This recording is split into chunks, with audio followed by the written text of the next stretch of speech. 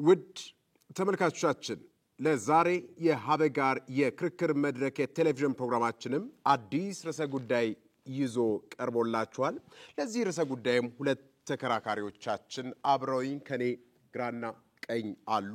የዕለቱ የመከራከሪያ ርዕስ ከቡድን መብት ይልቅ የግለሰብ መብት መከበር ዴሞክራሲያዊነት ነው ሲሉ ሃና ማርያም ፋንቱ የህግ አማካሪ ናቸው። ከቡድን መብት ይልቅ የግለሰብ መብት መከበር ዴሞክራሲያዊነት አይደለም ሲሉ አቶ አብዱረዛቅ ነስሮ እሳቸውም የህግ ባለሙያ ናቸው ክርክር ያደርጉልናል። ውድ ቤተሰቦቻችን፣ ውድ ታዳሚያን ከኔ አንድ ጥያቄ አነሳላችኋለሁ። ከዛ በፊት ግን አብራችሁ እንድትቆዩ የምጋብዛችሁ እኔ ጠበቃ አበባው አበበ ነኝ። ይህ በደበበ ኃይለ ገብርኤል የህግ ቢሮ ተዘጋጅቶ በአርትስ ቴሌቪዥን ብቻ ዘወትር ረቡዕ ከምሽቱ 3 ሰዓት ላይ የሚቀርብላችሁ ሀበጋር የክርክር መድረክ የቴሌቪዥን ፕሮግራማችን ነው። እንግዲህ ከቡድን መብት ይልቅ የግለሰብ መብት መከበር ዴሞክራሲያዊነት ነው ሲሉ ነው ለክርክር የቀረቡትና እንደው በእርሶ ግንዛቤ ዴሞክራሲያዊነት ሲባል ምንድነው? መገለጫውስ ምንድነው የሚለውን ወይንም መገለጫዎቹስ ምን ይመስላሉ የሚለውን ለውድ ታዳሚያን እንዲሁም ደግሞ ለተመልካቾቻችን ግልጽ ብታረጊልን። ዲሞክራሲ ማለት ነው ማንነው ስንል ጊዜ ዲሞክራሲ ማለት ስልጣን የህዝብ የሆነበት ስርዓት ነው። ማለትም ነፃና ፍትሃዊ የሆነ ምርጫ ያለበት፣ የገበላይነት የሰፈነበት፣ የስልጣን ክፍፍል ያለበት፣ ንቁ የሆነ ህዝብ የተሳትፎ ያለበት፣ ብዙሃነት የሚበረታታበት የስልጣን ስርዓት ነው። እና ይሄን ብቻ ሳይሆን ለእያንዳንዱ ሰው የምንሰጠው ዋጋ የሆነ የጋራ የሆነ እምነት ነጸብራቅ የምናሳይበት ነው ዲሞክራሲያዊ ስርዓት የምንለው ማለት ነው። እና በዲሞክራሲ ስርዓት ውስጥ ደግሞ ምን አለ? የህዝብ ስንል ጊዜ አንድ ህዝብን የሚሰራው ማን ነው ስንል ግለሰብ ደግሞ የምንለው ምንድነው? በዲሞክራሲ ስርዓት ውስጥ ዋነኛውን ቁልፍ የሚጫወትልን ነው ማለት ነው። የዛን ሰው ነፃነት ስንጠብቅ፣ የዛን ሰው እኩል የሆነ ፍትህ መሪዎችን ፍትህን እንዲያገኝ ስናደርግለት በአጠቃላይ አንድን ህዝብ ወይም ማህበረሰብን ስርዓት ገነባም ማለት ነው። ምን ያም ማለት ደግሞ ወዴት ይወስደናል? ወደ ዲሞክራሲ ስርዓት ውስጥ ያስገባናል ማለት ነው። ስለዚህ የግል መብትን ማክበራችን ዲሞክራሲያዊነትን ይሰጣል ብዬ ስለመከራከር የግል መብት ስንል ጊዜ ምንድነው ስንል ለእያንዳንዱ ሰው ወይም ደግሞ ግለሰብ የሚሰጥ መብትና ነፃነት ነው። እና እነኚህ መብቶች ደግሞ በህግ ጥላ ስር ጥበቃ ሲደረግላቸው የግለሰብን ነፃነት ስናከብር፣ የግለሰብን ክብር ስንሰጥ ጊዜ ምን ያደርግነው ነው? ያን ግለሰብ በነፃ ሐሳቡን እንዲገልጽ ነፃ የሆነችን ምድር እንዲያፈራ እያደረግን እያበረታታ ነው ማለት ነው። ምክንያቱም የአንድ ሰው ሐሳብ ዓለምን ሊለውጥ ይችላል። የአንድ ሰው መብት መከበር ማህበረሰብን ብሎም ሀገርን ሊለውጥ ስለሚችል ግለሰብ መብት አከበርን ማለት ዲሞክራሲን እያስፋፋን ለውጥ የምናመጣበት ወይም ደግሞ ዲሞክራሲያዊ ማህበረሰብ የምንፈጥርበት መንገድ ነው ማለት ነው። የግለሰብ መብት ማክበር ማለት ለምሳሌ የመናገር ነፃነትን ብንወስድ የመናገር ነፃነትን ስንመለከት ጊዜ ለቡድን የተሰጠ ሳይሆን ለግለሰብ የተሰጠ ነው። ምክንያቱም ሰው አንድ ሰው የግል የመናገር ወይም በነፃ የመናገር መብት ስንሰጠው ጊዜ ግለሰብ መሰረታዊ የሆነው ለምሳሌ ህጎች ቢወጡ ወይ መመሪያዎች ነው ቢወጡ በነፃነት ደንቦችን እንዲቃወም ያደርጋል፣ ሐሳቦችን በስነ ስርዓት እንዲገልጽ ያደርጋል ማለት ነው። ስለዚህ የግል መብትን ሰጠነው ማለት አንድን ሰው ድምጹ ደብዝዞ እንዳይቀር ወይም ደግሞ ተሰሚነት እንዲያገኝና ለራሱም ሆነ የሱን ሐሳብ ጋር ተስማሚ የሆኑትን ግለሰቦች አብሮ የሚያንጸባርቅበት መብት ነው ማለት ነው። ስለዚህ አንዳንድ ጊዜ ምን አለ የግለሰብ መብትን ስናከብር ጊዜ አናሳ ቡድን ወይም አብላጫ ድምጽ ያለው ቡድን እያልን ወደ መከፋፈል ወይም ደግሞ ወደ አንገባም ማለት ነው። ምክንያቱም የእያንዳንዱን ግለሰብ መብት አከበርንለት ማለት አናሳ ቡድን የሚባሉትንም አብረን እያከበርን ወይም ደግሞ አናሳ ቡድን የሚባል አይኖርም ማለት ነው። ስለዚህ ሁሉም እኩል የሆነ በነፃነት የሚኖሩበትን ቦታ እንፈጥርላቸዋለን ማለት ነው። ይመስልስ ሁሉም የሚቆረቆርህ ነገር ከሌለ ወደ ሌላ ነገር አትሄድም። የሚቆረቆር የሚመች ቦታ የምትፈጥርለት ደግሞ ምንድነው? የግለሰብ ዲሞክራሲ የግለሰብ መብትን ስታከብርለትና ሪስፔክት ስታደርግለት ነው። እና የግለሰብ መብትን ብዝሃነትን ያረጋግጣል። ምክንያቱም አንድን ሰው መብቱን አከበርክለት ማለት ደግሞ ብዝሃነት ይኖራል ማለት ነው። which means በአንዱ መለኪያ ሌላኛውን የማትለካበት ይሆናል። ምክንያቱም የግለሰብ ቡድንን አላከበርክም ማለት አንዱ በተናገረው ደግሞ ደሆል ቡድን እዚህ ጋር እየለካናቸው ነው የምንመጣው ማለት ነው። ምክንያቱም የቡድኖቹ ነጸብራቅ ነው ብለን ልናስብ ስለምንችል፣ ስለዚህ አንድ አይነት ከመሆን አደጋ ይከላከልልናል ማለት ነው። ማለትም በአንድ አይነት ሀሳብ ከመመራት በአንድ አይነት ነገሮች ከመጓዝ የግለሰብ መብት ስናከብር ጊዜ የተለያየ ሀሳቦች ይመነጫሉ፣ የተለያዩ ፈጠራዎች ይኖራሉ፣ የተለያዩ አሪፍ ነገርን ይሰጠናል ማለት ነው የግለሰብ መብትን ስናከብር። ወደ ሁለተኛው ተከራካሪያችን አልፋለሁ። ከቡድን መብት ይልቅ የግለሰብ መብት መከበር ዴሞክራሲያዊነት አይደለም ሲሉ የክርክር ሐሳብ ይዘው ለክርክር ተሰይመዋል። እንደ ጥያቄ ዴሞክራሲያዊነት እንዴት ያለ ነው በእርሶ ግንዛቤ? የቡድን መብት ከግለሰብ መብት ጋር ተዛምዶ የለውም ብለው ነው የሚያምኑት? እንዲሁስ ደግሞ አብሮስ ሊጓዝ የሚችል መብት አይደለም ከሚል አንጻር ነው የእርሶ ግንዛቤ? እንደው ግልጽ ማድረግ ቢችሉልን ብዬ ወደ ነጥቡ ስገባ እንግዲህ ዴሞክራሲያዊነት ምንድነው ሲባል በብዙ መልኩ ሊታይ ይችላል። እንደምናውቀው እንግዲህ የተለያዩ ኮንትራዲክቶሪ ዴፊኒሽኖች አሉ። ዲሞክራሲ ከግሪክ ጀምሮ ብናየው ኖርማሊ ዲሞክራሲ ምንድነው የሚለውን ነገር ሁሉም ግን በብዛት የሚስማሙበት ነገር ምንድነው? በዋነኝነት አብላጫውን መስማት፣ ቡድኑን ከፍ ያለውን ሳይመንቲኒየስሊ ማይኖሪቲ ራይትም ሊነሳ ይችላል። ነገር ግን ቡድኑን አጠቃላይ ያለውን ያንን የማዳመጥ የመስማት የመተግበር ነው ኖርማሊ ዲሞክራሲ ማለት። ስለዚህ አንደኛው መገለጫው ድሮም ከነበረው ዲሞክራሲ ማለት ያንን መስማት ነው፣ አብላጫውን ማዳመጥ፣ የማይኖሪቲውን ማስከበር። ዲሞክራሲያዊነት በዋነኝነት ይሄ ነው። ወደኛ ደግሞ ከወሰድነው ደግሞ አይ ቲንክ እኔ ከወሰድኩት ክርክር የቡድን መብትም ስለሆነ ዩቲሊቴሪያን ነው የምንለው። ለምሳሌ እንደ ኖሽን የሚነሳ አለ ዩቲሊቴሪያን ዲሞክራሲ። ይሄ ለአብላጫው በዋነኝነት ለግሩፑ ሞር የሰጠ ከግለሰብ ይልቅ ያ በደንብ ይንጸባረቃል። በዋነኝነት እኔ ማንሳት የምፈልገው በተለይም ይሄንን ነገር ኮንቴክስት ማተር ያደርጋል ብዬ ነው መጀመሪያ መነሳት አስረግጬ ማንሳት ፈልገው። አጠቃላይ ለምሳሌ ይሄ የግለሰብ መብት የምንለው ይሄ ከሊበራል ኖሽን ወይም ደግሞ ከሊበራል ዲሞክራሲ በዋነኝነት ከውጭ የመጣ ነው። ስለዚህ አንዱ በደንብ መታየትና መታወቅ ያለበት ምን አይነት ዲሞክራሲ የሚለውን ያለውን መሬት ላይ ያለውን ነባራዊ ሁኔታ ግምት ውስጥ ያስገባ መሆን አለበት። ለየትኛው ሀገር በየትኛው ሁኔታ የሚለው በደንብ መታየት ይኖርበታል። ይሄ አንድ ዋን ሳይዝ ፊትስ ኦል የሚባለው አፕሮች አጠቃላይ በዓለም አፕላይ ያደርጋል። ምክንያቱም ይሄ ሁሌ አንዱ ሊበራል ቶት በተለይም የሊበራል አስተሳሰብ በሚነሳበት ጊዜ የግለሰብ መብትን በጣም ማግኒፋይ እንደሚያደርግ ከፍ እንደሚያደርግ ይታወቃል። ነገር ግን አብሮ መታየት ያለበት ኮንቴክስቱ ይሄ በተለምዶ በሰብአዊ መብት ክርክሮች ላይ ሪሌቲቪቲ ኦፍ ሂውማን ራይት የምንለው ይሄ ዩኒቨርሳሊቲውን በተመለከተ ዓለም አቀፍ ዶክመንቶችን በተመለከተ ኮንቴክስቱ መታየት ይኖርበታል። ለምሳሌ ይሄንን በደንብ የሚያስረግጡ አሉ። በዓለም አቀፍ ለምሳሌ ዩኒቨርሳል ዲክላሬሽን ኦፍ ሂውማን ራይትስ ስንወስድ ከሲቲዝንሺፕ ጋር ተያይዞ የተቀመጡ አሉ። በሌላ በኩል ደግሞ ከዚህ ጋር አብሮ በደንብ የሚነሳውና ዲሞክራታይዜሽን በደንብ የሚያሳየው በተለይም ይሄ ነባር ህዝቦች ወይም ደግሞ ኢንዲጂነስ የምንለውና የማይኖሪቲ ወይም ህዳጣን በአንድ በኩል አብረው የሚነሱ ናቸው።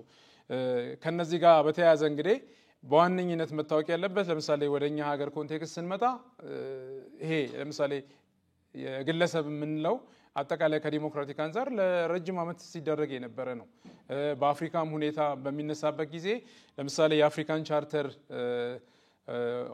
ኦን ሂውማን ኤንድ ፒፕልስ ራይትስ ስናየው ከሌላው የሚለየው አንድ መሰረታዊ ነገር አለ። ይሄ የግሩፕ በተለይም ከአንቀጽ 19 እስከ 24 ላይ ያለው ይሄንን ያስቀምጣል። የግሩፕ ራይት ለምሳሌ የመልማት መብትን አንቀጽ 19 አንቀጽ 20 እስከ 24 ላይ ያሉት ነገሮች ሰልፍ አድሚኒስትሬሽን ወይም ደግሞ ሰልፍ ዲተርሚኔሽን የሚለውን በዋነኝነት ይሄንን ግምት ውስጥ ማስገባት እንዳለበት ከሌላው የሚለየው ቅድም እሷ ካነሳችው ከሊበራል ቶት የምንለው በተለይም የአፍሪካ ቻርተር ያን ነው። በሌላ በኩል ደግሞ በእኛ ህገ መንግስት ስንመጣ በተለይም ከአንቀጽ 29 እስከ 43 ላይ ስናያቸው አሁን አጠቃላይ እንግዲህ ምዕራፍ 3 ላይ በሁለት አለ የሰብአዊ መብት ድንጋጌዎችን ያስቀምጣል። በሌላ በኩል ደግሞ የዲሞክራሲያዊ መብቶች ብሎ ከአንቀጽ 29 እስከ 43 ላይ ያስቀምጣል እና እነዛ መብቶች መረጋገጥ የቡድን መብት በዋነኝነት መረጋገጥ ለግለሰብ መብት መራገጥ ትልቁን አስተዋጽኦ አለው። አንዳንዴ ግለሰብ ያለ ትልልቅ ሼር የሚደረጉ ቫልዩዎች ውጪ አይደለም።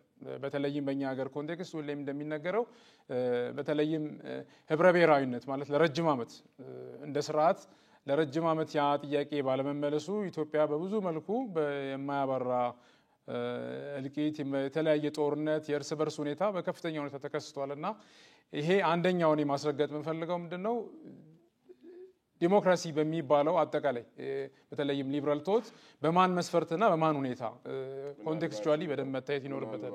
አንዱ ከአንዱ ሊበልጥ የሚችልበት አግባብ አለ።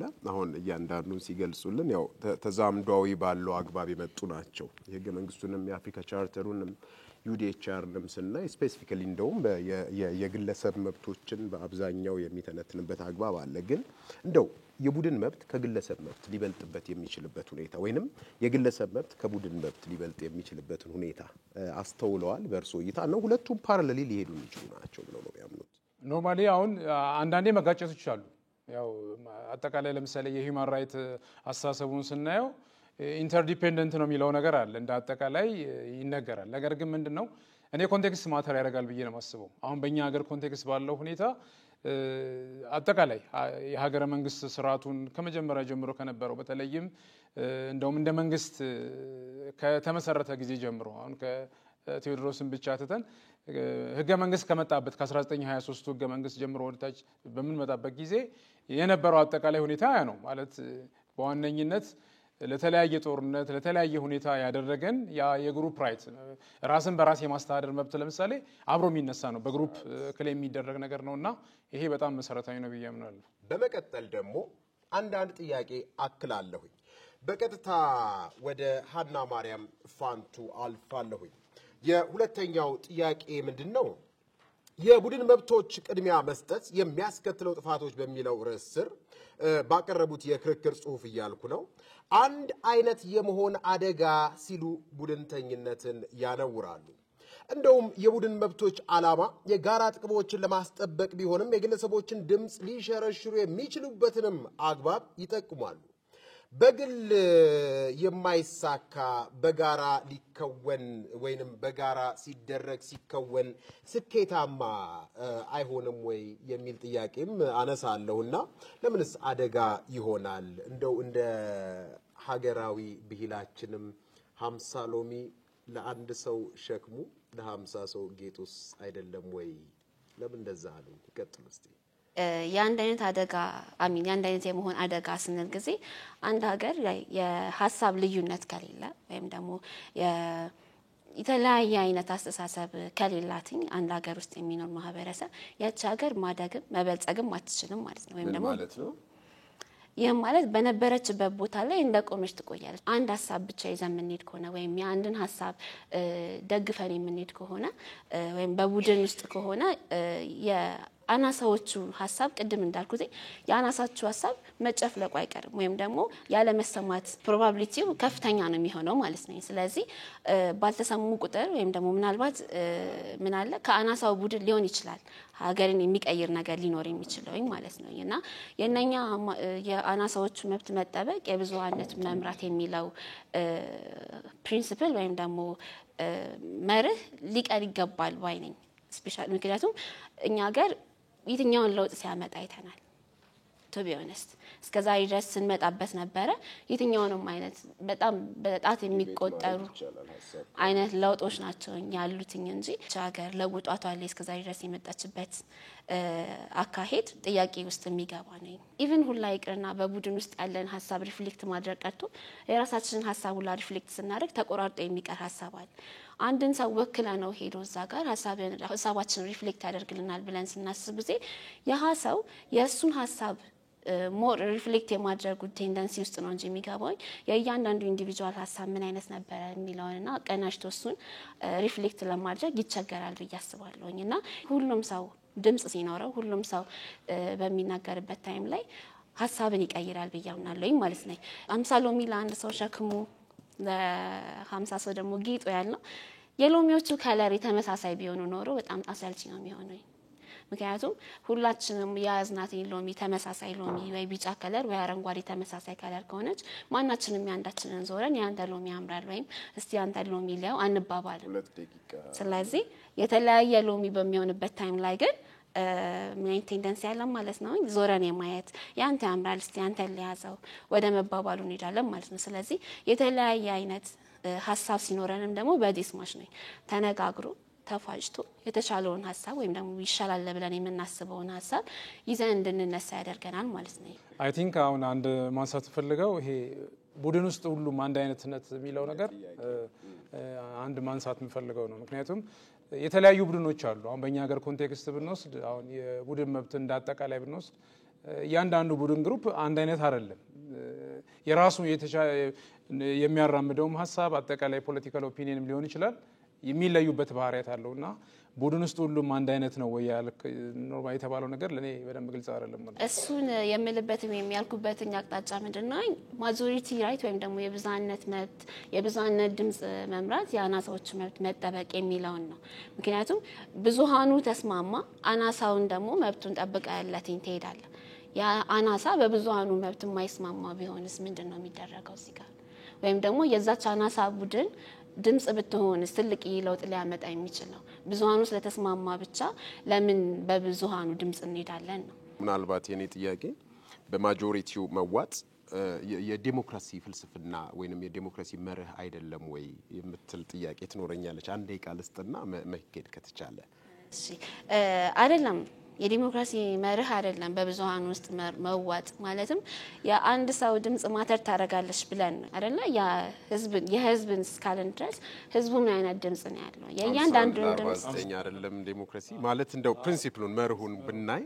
51 ለ40 አሁን ምርጫ እንኳን ብናይ እንደ ሀገርም ምን ስፔሻሊ ደግሞ የአሜሪካኑን ብናይ ከዚህም ለየት የሚል ነው የሚሆነው 51 ለ49 ማለት ማጆሪቲ ራይትስ ማይኖሪቲ ኦቨርራይድ ሊሆን አይችልም ወይ በእንግሊዝ አፉ ማለት አብላጫው ድምጽ አናሳውን ሊገዛ ወይንም ሊይዝ አይችልም ወይ የምትል ጥያቄ አለች ምናልባት በኋላ ማጠቃለያ ይመጡበት ይሆናል ብዬ አስባለሁኝ ሰዓት ስለሌለን ተመልካቾቻችን ሞቅ ያለ ሀበጋር የክርክር መድረካችን በዚህ አግባብ እየቀጠለ ይገኛል አብራችሁ እንድትቆዩ የምጋብዛችሁ እኔ ጠበቃ አበባው አበበ ነኝ አሁን ደግሞ ለሁለተኛው ተከራካሪያችን ሁለተኛውን ጥያቄ አነሳለሁ የቡድን መብት ምን ለማሳካት የሚደረግ መብት ነው ምናልባት እንደው ከዛ አንፃር ብናየው የቡድን መብት ለማሳካት በኢትዮጵያ ላለፉት 30 አመታት የተካሄደው ተግባር ውጤታማ ነው ብለው ያምናሉ በርሶ እይታ እንግዲህ እንደ አጠቃላይ ሀገረ መንግስት መስረታውን በደንብ ማየት ይጠይቃል ይሄ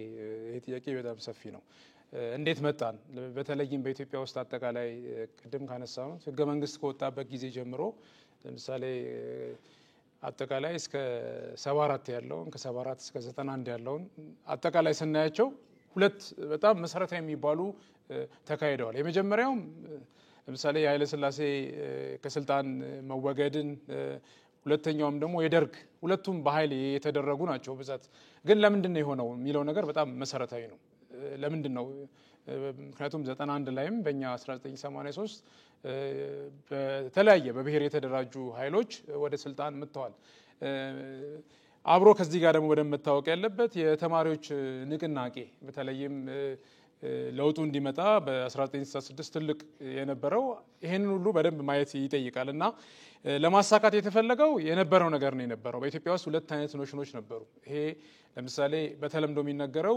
እኛን መስላችሁ ኑሩና ራስን መስለኑር ይሄ ነው ዋናው ለረጅም አመት ረጅም ማባራ ጦርነት ውስጥ የነበረው እንደ አጠቃላይ በተለይም ከዚህ ጋር አብረን በደንብ ማንሳት ያለብን ኤርትራንም ያጣ ነው ኤርትራን በዋነኝነት የነበረው ሁኔታ ምንድነው ኤርትራ ልክ እንደሌላው የኢትዮጵያ ማህበረሰብ መስላችሁ ኑሩ የሚለው ነገር በብዙ መንገድ ዋጋ አስከፍለው ኤርትራን እንድናጣ ሆነናል ያ በወቅቱ በ1991 ወይም በእኛ በ83 የተወሰደው እርምጃ ነገሮች ሁሉ አንጻራዊ ናቸው በወቅቱ የነበሩ ኃይሎች ሲጠየቁ የነበረው ነገር ምንድነው አንደኛ የሰልፍ አድሚኒስትሬሽን ጥያቄ ነው ራሳችን በራሳችን የማስተዳደር መብት ይሰጠን ከፖለቲካው አጠቃላይ ተገለናል የሚል ሌላኛው ደግሞ የባህል ሁኔታ ያኔ ከዋለልኝ ጊዜ ጀምሮ ሲነሳ የነበረው ይሄ ማርጂናላይዜሽኑ በተለያየ መልክ ሲነሳ ነው የነበረው ስለዚህ ይሄ ነገር ለማሳካት የተፈለገው የሆኑ ነገሮች አሉ በወቅቱ ያ ጥያቄ ባይመለስ ኖሮ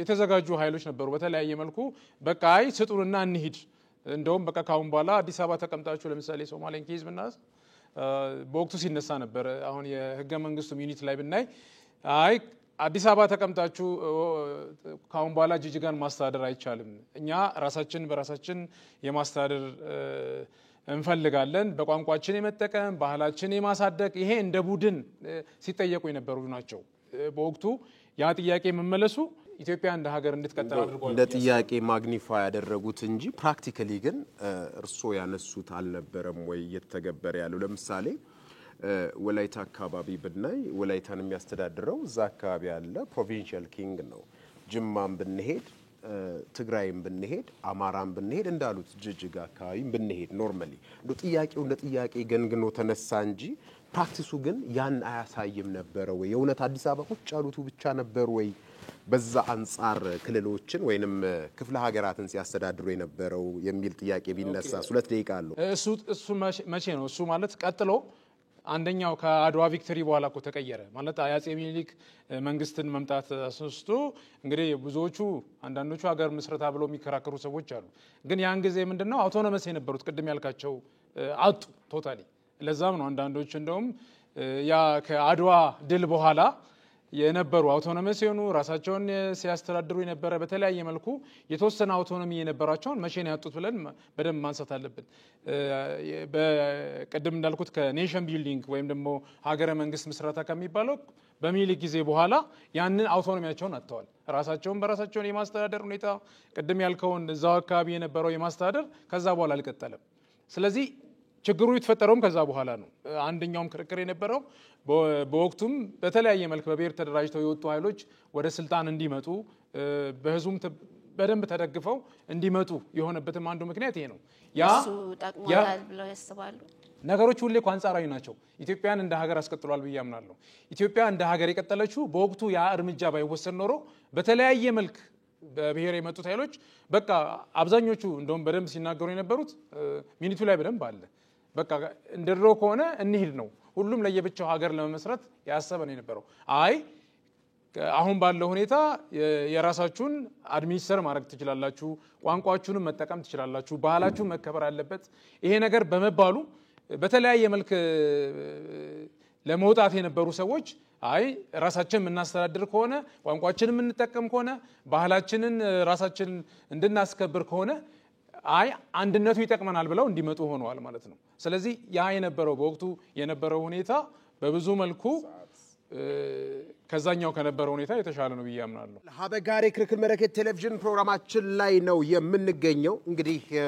አንዳንድ ጥያቄ ይቀራል አንዳንዱን ጥያቄ አነሳለሁኝ በቀጥታ ወደ ሃና ማርያም ፋንቱ አልፋለሁኝ እንደው በእርሶ ግንዛቤ በኢትዮጵያ ከግለሰብ መብት ይልቅ የቡድን መብት አይሏል ብለው ያምናሉ አሁን ባለው ነባራዊ ሁኔታ በምን ማስረጃ ሲሄንን ማጠናከር ይቻላል ህጉ ነው ወይንስ ተግባሩ ነው ይሄንን ወይንም የህግ አፈጻጸሙን ይሄን ያመጣው 2 ደቂቃ አሉት እሺ አዎ በህጉ ላይ በትግበራው ላይ ስተቶች አሉ ማለትም የቡድን መብት እንዲያይል አድርጓል ከግለሰብ መብት ይልቅ የመጀመሪያው የማነሳው ህገ መንግስቱን ወይም ደግሞ የህገ መንግስቱን ፕሪያምብል ወይም የመጀመሪያውን መግቢያው ላይ እኛ ብሔረሰቦች ይላል እና እኔ ከልቤ የምቃወመው እንትን አርቲክል ቢኖር ወይም ደግሞ ቃል ቢኖር ይሄ ቃል ነው ምክንያቱም ለምን እኛ ኢትዮጵያውያን አተባልነው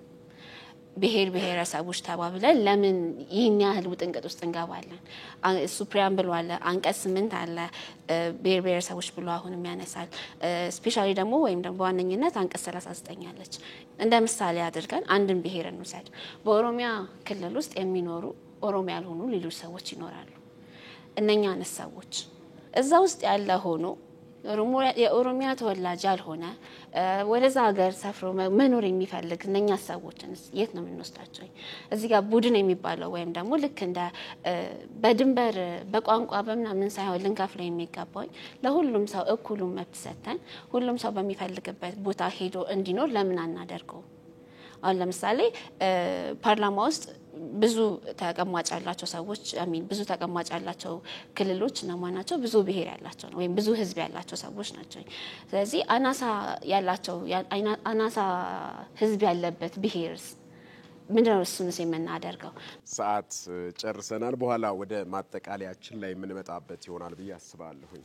እሳቸው ሲሉ ነበረ የህገ መንግስታችን መግቢያ እኛ የኢትዮጵያ ብሔሮች ብሔረሰቦችና ህዝቦች ማለቱ ህገ መንግስቱ በራሱ እርሶ እንዳነሱት የቡድን መብትን አጉልቷል ሲሉ ይነሳልና ግን እንደው አፈጻጸሙን ስናየው ለምሳሌ ብዙ ግጭቶች፣ ብዙ አለመረጋጋቶች፣ ብዙ መፈናቀሎች፣ ብዙ የንብረት ውድመቶች፣ ብዙ የሰው ሞት የሚከሰተው የቡድን መብትን አክብረን በቡድን ውስጥ ላሉ ሌሎች ቡድንተኛ ላልሆኑ ዜጎች ፍቅድ የሆነ መብት ስለሌለ ነው። ከዚህ አንጻር እርሶ በምን መልኩ የቡድን መብት ከግለሰብ መብት መከበሩን እንደ ዴሞክራሲያዊነት አዩት የሚል ጥያቄ ቢነሳ? ምናልባት የአፈጻጸም ሁኔታዎች ይኖራሉ። ግን ቀደም እንዳልኩት ሁሉም ነገሮች በደንብ መታየት ያለበት አንዳንዴ ምንድነው በህግ ምንለው የተሻለ መጥፎ ምንለው ነገር አለ እና በብዙ መልኩ ቀደም የተባለው በህገ መንግስት ይነሳል። አሁን እሷም በአጋጣሚ አንስተዋለች አንቀጽ 39ን። ብዙ ጊዜ ሰዎች አንቀጽ 39ን የሚያስቡት አንዳንዴ የሆነ ከመገንጠል አንፃር ብቻ ነው። ግን እንደዛ አይደለም። ምክንያቱም አንድ ሰው ማህበረሰብ ቋንቋውን እንዲጠቀም ባህሉን እንዲጠቀም ያን ሁሉ ያስቀምጣል።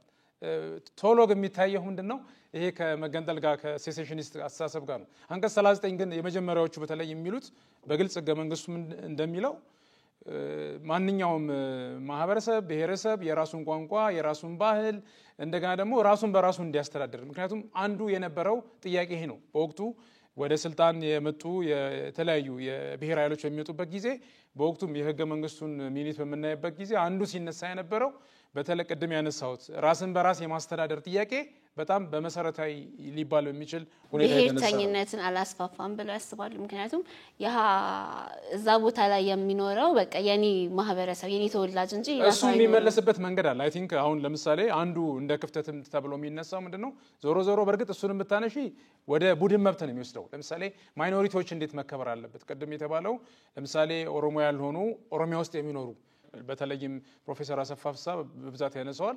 ያ የሚከበርበት መንገድ መኖር አለበት። ለምሳሌ የህዳጣን ወይም ደግሞ ማይኖሪቲ መብት የሚባለው አሁን በዓለም አቀፍ ኮንቴክስት ወይ በአስፈጻሚ ውስጥ ይወከላሉ ወይ ደግሞ በምክር ቤት ውስጥ ይወከላሉ። ስለዚህ አንዱም እንደ ሪኮመንዴሽን የነበረው ይሄ ነገር መኖር አለበት።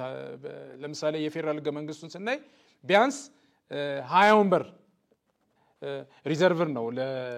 ለምሳሌ ያንዳንዱ ብሔር አጠቃላይ ያለ ሆኖ 20 ወንበር ሪዘርቭ ነው ለማይኖሪቲ ግሩፕ ነው። ያንን ለማስጠበቅ ነው። ነገር ግን ዋናው ዓላማው ምንድነው እኮ ዋናው ዓላማው ምንድነው? ይሄንን ማይኖሪቲ ግሩፕ የሚጠበቅበትን ሁኔታ መቀመጥ አለበት ማለት ክልሎች እንደ አንድም ክፍተትም ሲነሳ የነበረው ይሄንን የሚያስጠብቁበት ለምሳሌ የሆነ ወንበር ሪዘርቭ ያደርጉ እያንዳንዱ ክልል ወይም ደግሞ አስፈጻሚ ውስጥ ቢወክሉ ይሄንን ጥያቄ ይመልሳሉ ብዬ ነው የማስበው። አሁን ከናንተ ከውድ ታዳሚያን ለሚነሱ ሶስት ጥያቄዎች ምላሽ የሚሰጡ ይሆናል። በቀለ እባላለሁ።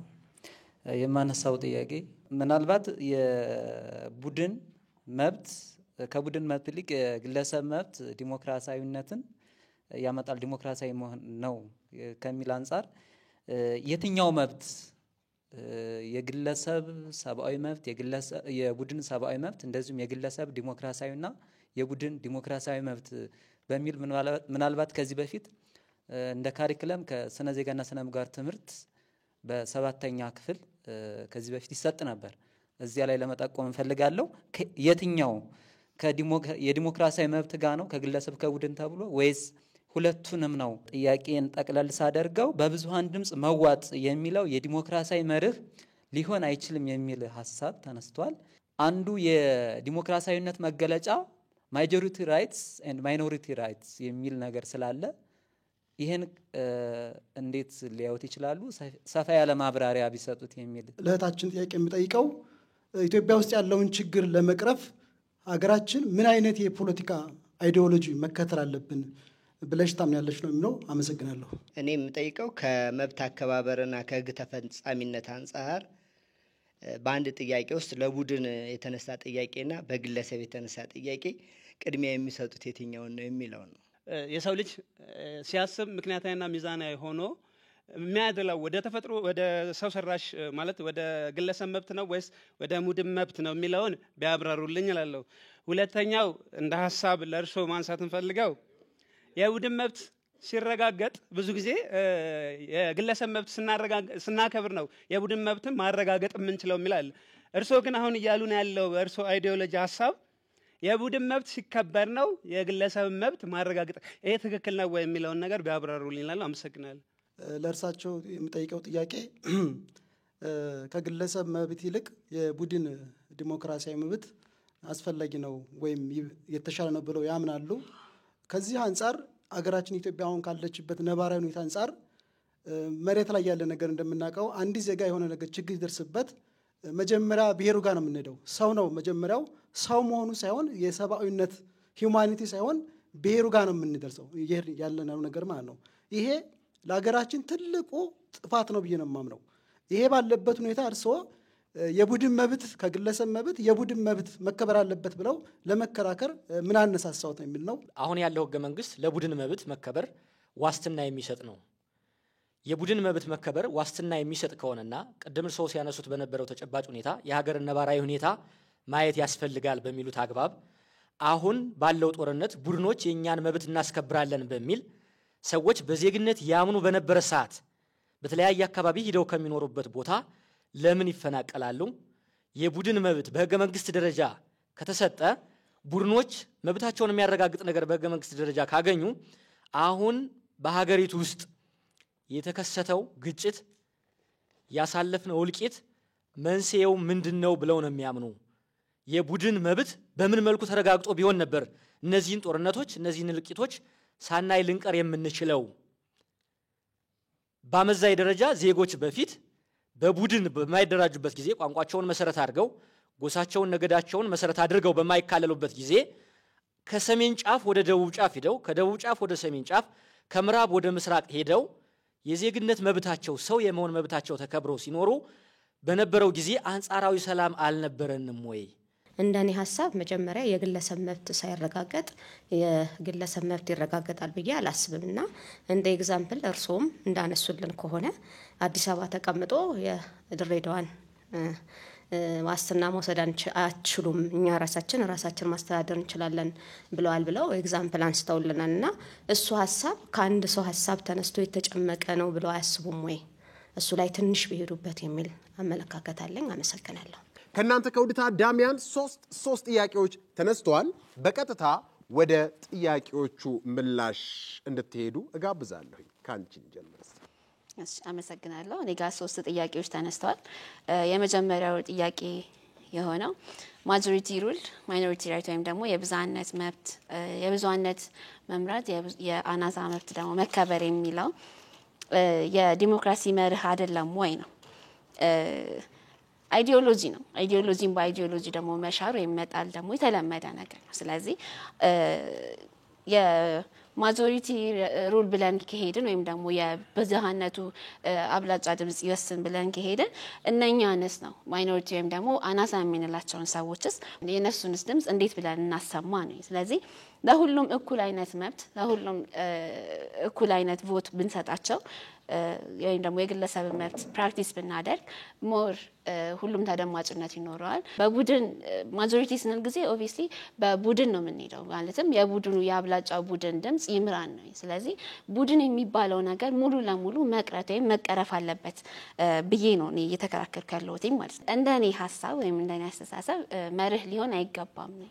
አብዛኛው ጊዜ ዲሞክራሲ ላይ ማጆሪቲ ሩል ማይኖሪቲ ራይት ብለን ነው እያይድን ያለነውና እንደዛ እንኳን ማጆሪቲውን ሩል እንኳን ያድርግ ቢባል የማይኖሪቲውን ደግሞ ሐሳብም ደግሞ የማስቀጠል ግዴታ አለበት ማለት ነው። አለበለዚያ አላስቀጠለም ማለት ዋጠ ማለት ዲሞክራሲያዊነት መገለጫውን ይሸረሽራል ማለት ነው። ምክንያቱም ለእያንዳንዱ ሰው ቫልዩ እየሰጠን ስለሆነ እየሄድን ያለነው አንድን ሰው መብቱን አላከበርንለትም ማለት እየገደፍ ነው። ምክንያቱም የአንድ ሰው መብት ሲገፋ የሌላውን መብት እንደሚገፋ መጠራጠር የለብንም። ሌላኛው ምን አይነት መፍትሄ ነው የምታስቀምጪው ነው? እኔ የማስቀምጠው መፍትሄ ሊበራልና ዳይሬክት ዴሞክራሲ ብንጠቀም ነው። እና ሊበራል ሲሆን ጊዜ ሁሉም የራሱን የሆነ ሀሳብ የራሱን የሆነ መንገድ በነጻነት ኤክስፕረስ የሚያደርግ ከሆነ የሚገልጽ ከሆነ የግለሰብ መብት መንግስት ራሱ እንደ ዓለም አቀፍ ድንጋጌዎችም እንደ ICCPR ምን አለባቸው ኃላፊነት አለባቸው የእያንዳንዱን ግለሰብ መብት የማስጠበቅና የማክበር ማለት ነው። ሌላኛው ጥያቄ መብት አከባበር አንፃር የተነሳ ነው። ለግለሰብ ነው ቅድሚያ ምን ሰጠው ወይንስ ቡድን ለጠየቀው ጥያቄ ነው ቅድሚያ ምን ሰጠው ነው? እያንዳንዱ ሪቮሉሽን ወይም ደግሞ የትኛውም አይነት እንትን ሲደረግ ለውጥ ሲደረግ ጊዜ የሚጠነሰሰው ከማን ነው? ከአንድ ግለሰብ ተጠንስሶ ነው። ምናልባት እንደው አንድ ደቂቃ ቢኖርሽና የሳቸው ጥያቄ እንደው ትንሽ ለኔም ለየት ያለ ስለሆነ ነው ቢመለስ የተሻለ ነው ብዬ ስላመንኩ ነው። እንደ ዳኛ ለምሳሌ ቁጭ ብለዋል ብለን እናስብ። የቡድን መብትና የግለሰብ መብት እኩል ጥያቄ ተነሳ። ለየትኛው ቅድሚያ ይሰጣሉ የሚል ጥያቄ ደጋግሜ የጠየኳቸው ያንን ነበር። ለየትኛው ቅድሚያ ይሰጣሉ፣ የትኛው ይቅደም ይላሉ የሚል ሐሳብ ነበር። የግለሰብ መብት ይቅደም ይላሉ። ምክንያቱም የግለሰብ መብትን ስናከብር ጊዜ በተዘዋዋሪ የቡድኑን መብትም እየጠበቅንለት ነው። ያ ቡድን ያነሳው ጥያቄ እዚህ ጋር ያነሳው ግለሰብ እንደ ግለሰብ ያነሳው ጥያቄ ውስጥ የሚካተት ነው። ምክንያቱም ቅድም እንዳልኩት ነው አንድ ሰው ባይቆረቆረው ጥያቄ አያነሳም። ቡድን ውስጥ ያሉ ሰዎች እንደዛ። ስለዚህ እንደ አንድ ግለሰብ ቡድኖችን ከቡድኖች ውስጥ አንዱን ሰው ብንወስደውና የግለሰቡን ጥያቄ ብናይ ምናልባት ተዛማጅ የሚሆንበት ምክንያት ይኖራል። የግለሰቡን ስንመልስ የቡድኑን አብረን የምንመልስበት ኬስ ስለሚኖር ማለት። አሁን ወደ ሁለተኛው ተከራካሪያችን ለሳቸው ለተነሱ ጥያቄ ምላሻቸውን ይቸሩናል። ወደ እርስዎ ነው። የመጀመሪያው ነገር ዓለም አቀፍ መርህ የለም ነው ማለት። አሁን ብዙ ጊዜ በተለምዶ ሲነገር የነበረው በተከራካሪም ሲቀርብ የነበረው ይሄ የግለሰብ መብትን የማግነን ሁኔታ የአፍሪካን ቀደም ያነሳውት ቻርተር አለ። በዋነኝነት ደግሞ ነባር ህዝቦችን በተመለከተ የወጣ ቃል ኪዳን አለ። በሌላ በኩል አሁን ሁለተኛው ከተነሳው ጋር ጥያቄ አብሮ የሚነሳው ከማይኖሪቲ ወይም ደግሞ አናሳ ወይም ደግሞ ህዳጣን ማህበረሰብን በተመለከተ እሱም በዓለም አቀፍ የወጣ ዲክላሬሽን አለ። ስለዚህ እነዚህ ጥያቄዎች በሚመለሱበት ጊዜ ኮንቴክስቱ መታየት አለበት ነው። ይሄ ሊበራል አስተሳሰብ የሊበራል ቶት የአፍሪካን ሁኔታ ግምት ውስጥ ያስገባ አይደለም። ለዛም ነው ቅድም እንዳነሳሁት በአፍሪካ ቻርተር ላይ የፒፕልስ ራይት በማንኛውም ውስጥ አይገኝም። ለምንድን ነው የተካተተው ብለን ስናይ በአፍሪካ ውስጥ ያለው ቫልዩ ነው። ለምሳሌ አንድ ምሳሌ ላንሳ። አንድ ልጅ እንዴት ነው የሚያድገው? አውሮፓ ውስጥ አሁን ለምሳሌ በአንድ አድርገን ብንወስደው አውሮፓ ውስጥ ያለ ልጅ ገና ሲያድግ ጀምሮ ለራሱ መጫወቻ ይዘጋጅለታል፣ ለራሱ ቤት አለው። ሁሉም ነገሩ ገና ከመጀመሪያው ጀምሮ እስከ መጨረሻው ያንን ግለሰብ ለማግነንና አጠቃላይ ሁኔታ የሚደረግ ነው። ለምሳሌ የራሱ መጫወቻ ሲደረግለት የራሱ ምግብም አጠቃላይ ስርዓቱ ያንን ሰፖርት ያደረገ ነው። አጠቃላይ አንድ የአፍሪካን ደግሞ ልጅ እንውሰድ። አን አፍሪካን ቻይልድ ወይም ደግሞ አን ኢትዮጵያን ቻይልድ አንቺ በምትወልጂው ልጅ በአፍሪካ ውስጥ ጎረቤትም እኮ መብት አለው። ልጅህን እንደዚህ ቦታ አይቼዋለሁ እንደዚህ። ስለዚህ ሲያድግ ጀምሮ ይሄ ግሩፑን እያየ ነው። ጎረቤትም በዛ ልጅ ላይ በሆነ መልኩ አስተዋጽኦ እያደረገበት ነው የሚያደርገው። ያኛው ግን ከመጀመሪያ ጀምሮ ሲያድግና አጠቃላይ ፕሮሞት የሚደረገው ያንን ግለሰባዊ እንዲያድግ ተደርጎ ነው የሚያደርገው። ለዚህም ነው አንዳንድ መጣረሶች በአሁኑ ሰዓት ያሉትና ይሄ የቡድን መብት በሚከበርበት ጊዜ ለምሳሌ ብሔሮች እንደ ቡድን የሚያነሱት አለ። ቅድም ያልኩት የአንድ ብሔር መብት በሚረጋገጥበት ጊዜ በቋንቋው ይጠቀማል፣ የራሱን ባህል ያሳድጋል። የቋንቋና የባህል መጠበቅ አንዱ መሰረታዊ ነገር ነው። የግለሰብ መብት አክብረን እሱን ለዛም ነው ማለት አንዱ ሁሌ አብረን ማንሳት ያለብን ለምንድን ነው በኃይለ ሥላሴ ጊዜ አብዛኛው ኦልሞስት ሴንትሪስት ነው የነበረው። 44 ዓመት ነው የቆየው። ደርግ መጣ። ደርግ 17 ዓመት ቆይቷል። ሁለቱን ስንደምሮ ቢያንስ በዋነኝነት 61 ዓመት ነው። ለምን ፌል አደረገ? ለምን ኢህአዴግ ወደ ስልጣን መጣ? ማለት ህዝቡ ፈልጎት አጠቃላይ በተለያየ መልክ ፕሮሞት አድርጎት ቢሆን ኖሮ ለምን አልጠበቀውም? ለምንድን ነው ፌል ያደረገው? ምክንያቱም በእነኚህ ወቅት በአጠቃላይ በኃይለ ሥላሴ አሁን ህገ መንግስታችንን ብናይ እንደገና ደግሞ የሲቪል ኮዱን ብናይ ኦልሞስት ወደ ኢንዲቪጁዋል የሚመስል ሁኔታ ነው አጠቃላይ ያለው። ግን እንደ ሀገር ደግሞ ያለው ሴንትሪስት ኦፒኒየን ነው ማለት ማዕከላዊነት የሚባለው ማለት ብዝሃነትን ወደ ጎን ያደረገ። ይሄ ሁሉ ለ61 ዓመታት ሄዶ ለምን ፌል አደረገ የሚለው መመለስ አለብን። ይሄ አንደኛው እንትን ነው በደንብ መታየት ያለበት ነው። ሌላኛው ለምን አነሳሶት ብለው አሁን ባለበት ሁኔታ አሁን ያለበት ሁኔታ አብሶሉት አይደለም። ኖርማሊ ችግሮች አሉ፣ ግን ኮንቴክስቱ ማየት አለብን። ኮንቴክስቱ መታየት ያለበት ምንድነው? አሁን ባለው ሁኔታ ያሉ ተጨባጭ ችግሮች አሉ። ቅድም ለምሳሌ አንዱ ክልሎች ያልሰሩት ስራ ተብሎ በተለይም ፕሮፌሰር አሰፋ ፍስሐ በደንብ ነው የሚያነሱት። ክልሎች በራስ ማስተዳደር ሽፋን የግለሰብ መብትና የማይኖሪቲ መብትን ሊጠብቁ ይገባል። ለዚህ ደግሞ የፌደራል ስርዓት ማበጀት አለበት። ቅድም እንዳልኩት ለምሳሌ በተለይም የህዳጣን ማህበረሰብ ጉዳይ አይዘር በምክር ቤት መወከል ይኖርባቸዋል ወይም ደግሞ በስራ አስፈጻሚ ውስጥ መግባት አለባቸው። ይሄ ደግሞ አንዱ ሊፈጸም የሚችልበት ለምሳሌ የፌደራል ፍርድ ቤቶች በየክልሉ ቢዋቀሩ ግለሰቦች መብታቸው እንዲከበር ይሆናል። አሁን ባለው ኮንቴክስት ግን ይሄ ባለመኖሩ ይሄ መደረግ አለበት ተብሎ አንዱ እንደ ዌይ ፎርዋርድ ይሰጣል ማለት አጀስትመንቶች ያስፈልጉታል ነው። አጀስትመንቶች የሚያስፈልገው ምንድነው? አሁን ባለው በኢትዮጵያ ኮንቴክስት እንደምታውቁት ሁሉም ጋር የፌደራል ፍርድ ቤቶች የሉንም አይደለም። ይሄ አሁን ባለው ደግሞ በፌደራል ፍርድ ቤቶች ስታየው የሰብአዊ መብቶችን በተመለከተ ራሱን የቻለ ቤንች ኖሮት ስታብሊሽ ይደረጋል። ስለዚህ እነዚህ ማይኖሪቲዎች እና ግለሰቦች የሚከበሩበት ሁኔታ የሚካተትበት ሁኔታ መፈጠር አለበት። የፌደራል መንግስቱ ቅድም እንዳልነው ለምሳሌ ለአናሳው 20 ወንበር ይጠበቅለት ይላል። ለምሳሌ የፌደራል ህገ መንግስታችን ብናይ ያንን ፕሮቴክት ለማድረግ ልክ እንደዚህ በክልሎች ባለው ሁኔታ የሆነ ወንበር ሪዘርቭድ መሆን አለበት። ለምሳሌ ኦሮሚያ ውስጥ ከሆነ ኦሮሚያ ላልሆኑ ሰዎች በሆነ ወንበር ቢወከሉ ወይም ደግሞ ስራ አስፈጻሚ ውስጥ ቢወከሉ እነኛ የማይኖሪቲ መብት እንዲከበር አስተዋጽኦ ያደርጋል የሚል ነው። ስለዚህ ችግሮች በደንብ የሉም ለማለት አይደለም፣ ግን ቅድም ያነሳውትን አብረን መመለስ አለብን። ለ61 ዓመታት ለምን ፌል አደረገ? ያንን ስንከተል ኖረን ያ ስርዓት ለምን ወደቀ የሚለው አብሮ በደንብ መመለስ ይኖርበታል።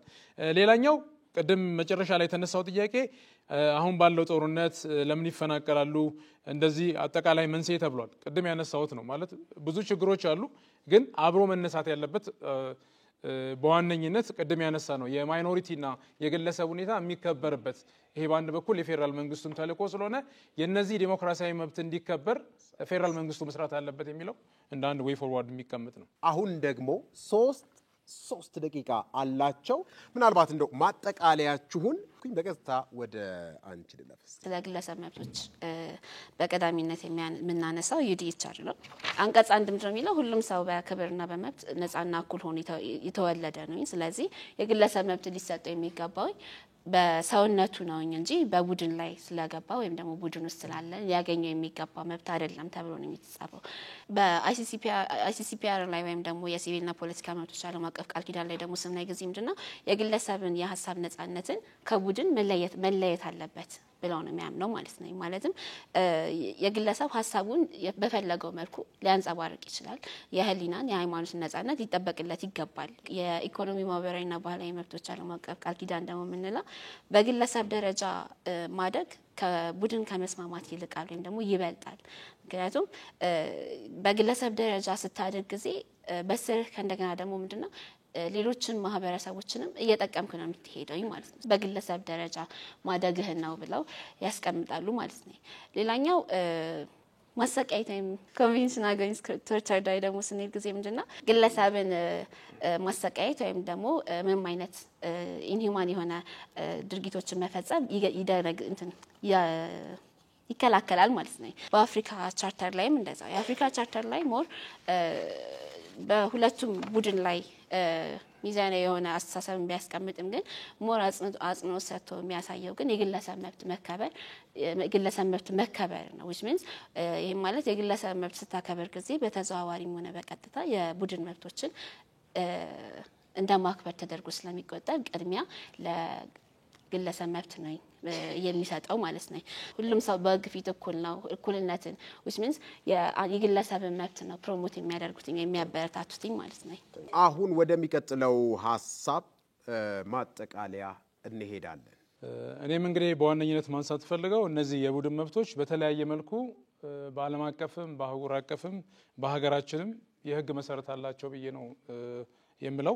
ለምሳሌ የዩኒቨርሳል ዲክላሬሽን ኦፍ ሂውማን ራይት ወይም ደግሞ ዓለም አቀፍ የሰብአዊ መብት ድንጋጌ የዜግነት መብትን ያስቀምጣል። አሁን ዜግነት ራይት ኦፍ ሲቲዝንሺፕ ዜግነት የምንለው እንደ ግሩፕ ኤክሰርሳይዝ የምናደርገው ነው። እንግዲህ ዜግነት ስንል አሁን በሲቪክስ ለምሳሌ የተለያዩ ዳይኮቶሚዎች አሉት። ያ ነገር ቢከበር በብዙ መልኩም አስተዋጽኦ ያደርጋል ግን እንደ ግሩፕ ኤክሰርሳይዝ የሚደረግ ነው ሌላ ነባር ህዝቦችን በተመለከተ አሁንም ዲክላሬሽን አለ ኢንዲጂነስ ምንላቸው ነባር ህዝቦች እንግዲህ እንደሚታወቀው መሰረታዊ የሚባሉ ጥያቄዎች የቡድን መብቶች ጥያቄዎች የባህል የቋንቋ በራስ ቋንቋ የመጠቀም ባህልን የማዳበር ራስን በራስ የማስተዳደር የሚለው ነገር እዚህ ውስጥ በዋነኝነት አብሮ የሚነሳ ነው ይሄንን በተመለከተም ዓለም አቀፍ ዲክላሬሽን አለ ማለት ነው አብሮ ከዚህ ጋር መነሳት ደግሞ ያለበት ከማይኖሪቲ ጋር ወይም ደግሞ ህዳጣን ወይም ደግሞ ትንሽ ቋንቋ ሁንትን ስለሚያደርግ ነው ከነሱ ጋር በተያያዘ በዓለም አቀፍ ደረጃ አለ ለምሳሌ እነሱ እንዴት ነው መወከል ያለበት ቀደም ሲነሳ ለነበረው ጥያቄ ማይኖሪቲን በተመለከተ በዓለም አቀፍ ሁኔታ ሁለት አይነት መንገድ ነው ያለው ቀደም ያልኩት በአንድ በኩል በምክር ቤት ውስጥ እንዲወከሉ ይደረጋል ምክር ቤት ውስጥ የተወሰነ ወንበር እንዲኖራቸው ለምሳሌ ፌደራል ህገ መንግስታችን 20 ወንበር ለማይኖሪቲ ያስቀምጧል ነገር ግን ሁሉንም አንቀጽ ሲወስዱ ክልሎች አንድ ያልወሰዱት አንቀጽ እሱ ነው ማለት ሌሎቹንም አንቀጽ አብዛኛውን ኮፒ አድርገዋል እኔ አሁን አንዳንዴ ብዙ ጊዜ ሲያስብ ለምንድነው ልክ እንደዚህ እንደ ፌደራል ህገ መንግስቱ ክልሎች ቢያንስ የሆነ ወንበር ሪዘርቭ ያላደረጉት የሚለው ነገር አንዱ በደንብ መታየት ያለበት የፌደራል መንግስቱ መስራት ያለበት ሁኔታ ነው ለምሳሌ በተለያዩ ክልሎች አሁን ባለው ኮንቴክስት የምናውቀው ነባራዊ ሁኔታ ምንድነው ከክልሉ የተለያዩ በደንብ ስላሉ ማለት ማህበረሰቦች አሉ ከዛ ብሔር ውጭ ያሉት ስለዚህ እነዛ ብሔሮች የሚወከሉበት ልክ የፌደራል ህገ መንግስቱ እንዳስቀመጠው 20 ወንበር ሪዘርቭ እንዳደረገው ክልሎችም ይሄንን መንገድ ማሰብ አለባቸው ስለዚህ ወይ በአስፈጻሚ ውስጥ መወከል ይኖርበታል ወይ ደግሞ በምክር ቤት ውስጥ የተወሰነ ወንበር ሪዘርቭ ሊሰጣቸው ይገባል ይሄ ዓለም አቀፍ ሁኔታው የሚያስገድዳል ማይኖሪቲዎች መወከል አለባቸው ነው የሚለው ስለዚህ እያንዳንዱ 3ም 4ም ማህበረሰብ ቢሆን ያ ማህበረሰብ በተለያየ መልኩ መግለጽ አለበት አስፈጻሚ ውስጥ ካለ በሌላ በኩል ደግሞ ምክር ቤት ውስጥ ቀደም እንዳልኩት በተወሰነ ወንበር ቢወከል አሁን ህገ መንግስቱ ፌደራል ላይ ያስቀምጣል ክልሎቹ ያችን አንቀጽ እየዘለሉት ሄደዋልና ይሄ በደንብ መታየት አለበት ሌላኛው እንደ አፍሪካ ቀደም እንዳነሳሁት እንግዲህ የአፍሪካ ቻርተር በጣም ለየት የሚያደርገው ፒፕልስ ራይት ይሄ የቡድን መብትን በደንብ አግልቶ ነው ያስቀምጠው በተለይም ከአንቀጽ 19 እስከ 24 ያሉት አንቀጾች ለምሳሌ የመልማት መብት የሰልፍ ዲተርሚኔሽን ጥያቄ ምክንያቱም ይሄ አፍሪካ ቻርተር በዋነኝነት የወጣው እንደምናውቀው ኮሎኒ በኋላ ነው እና ለምሳሌ ሪሶርስን በተመለከተ ራስን የማስተዳደር ያንን ንብረት የማስተዳደር ሁኔታ አሁንም እንግዲህ ከበርሊን ኮንፈረንስ በኋላ በተለያየ መልኩ የአፍሪካ ሀገሮች ኮሎኒ ውስጥ ገብተው ብዙ ነገራቸውን አጥተዋልና ይሄም አብሮ መታየት ነው ሌላው በኢትዮጵያ ውስጥ ደግሞ ቅድም ያነሳሁት ህገ መንግስቱ ከአንቀጽ 29 እስከ 43 ላይ እነኚህ ዲሞክራሲያዊ መብቶች ብሎ የራስን በራስ ማስተዳደር ቅድም ያልነው የሴቶችን መብት ሁኔታ በዋነኝነት ይዘረዝራል ማለት ነው ይሄ በደንብ መታየት ይኖርበታል ተመልካቾቻችን ተመልሰናል እንግዲህ ከቡድን መብት ይልቅ የግለሰብ መብት መከበር ዲሞክራሲያዊነት ነው አይደለም ስንል ያደረግነው ክርክር በዚሁ ተጠናቋል የትኛው ነው ገዢ ሐሳብ ሀና ማርያም ፋንቱ የህግ አማካሪ ናቸው ከቡድን መብት ይልቅ የግለሰብ መብት መከበር ዲሞክራሲያዊነት ነው ሲሉ ክርክራቸውን አድርገዋል የሳቸው ሐሳብ ገዝቶኛል የምትሉ በአረንጓዴው ካርድ ትወከሉናላችሁ ከፍ አድርጋችሁ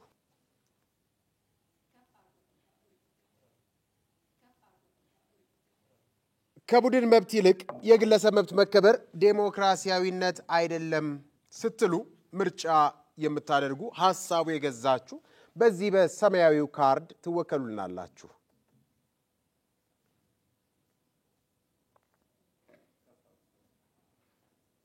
ሐሳብ አልያስኩም የምትሉቱ በዚህ በነጩ ካርድ ትወከሉናላችሁ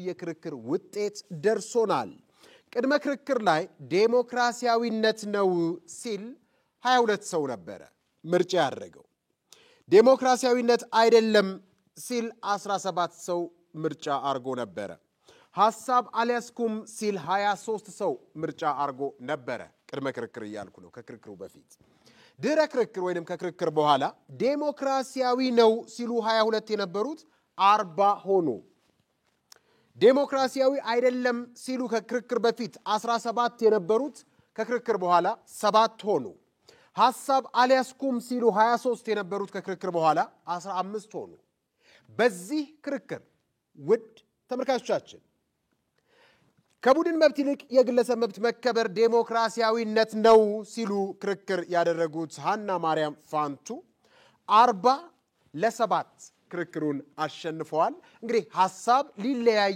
ይችላል። የሐሳብ ልዩነትን ማጎልበት ነው ዋነኛ የሀበጋር ዓላማም። ተከራካሪዎቻቸው ግን ሐሳባቸው ይለያይ ይሆናል እንጂ እነሱ አንድ መሆናቸውን በመጨባበጥ ያሳዩልናል።